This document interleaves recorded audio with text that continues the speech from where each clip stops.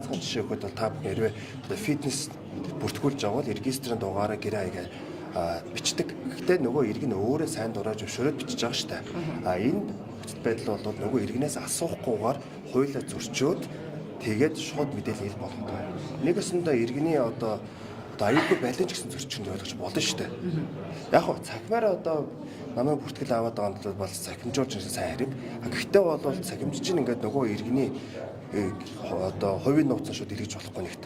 Хоёрт нь бол нөгөө иргэнийхээ аюулгүй байдалд нь алдаж болохгүй гэж харж байгаа. Гуравт нь бол Монгол улсын үндсэн хуульд маш тодорхой заасан байгаа. Хүний хувийн мэдээлэл, эцэг эхийн мэдээлэл, орчин суух орон байрны хаягийг бол нууцлыг бол хуулиараа хамгаална гэдэг. Тэгэхээр энэ бол маш л бүдүүлэг хуулийн зөрчил. Хуулиа зөрчсөн гэж харж байна.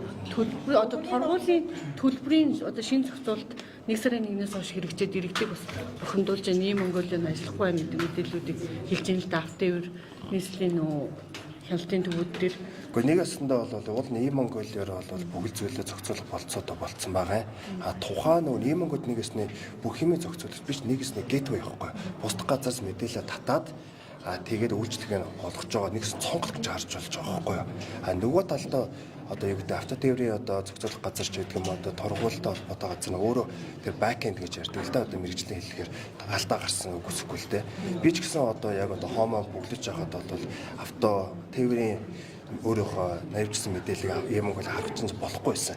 Яагаад юм бэ тодруулсан чи цаад нөгөө автотеврийн бүртгэлийн газар нь бүртгэж байгаа газар нь систем нь ажиллахгүй байсан. Тэгэл засаал явж байгаа юм л да. Ийм Монгол цонх шүү нэгэснэ. Бусдах байгууллагуудаас мэдээлэл татаад тэгээд үйлчлэгээ олгодог. За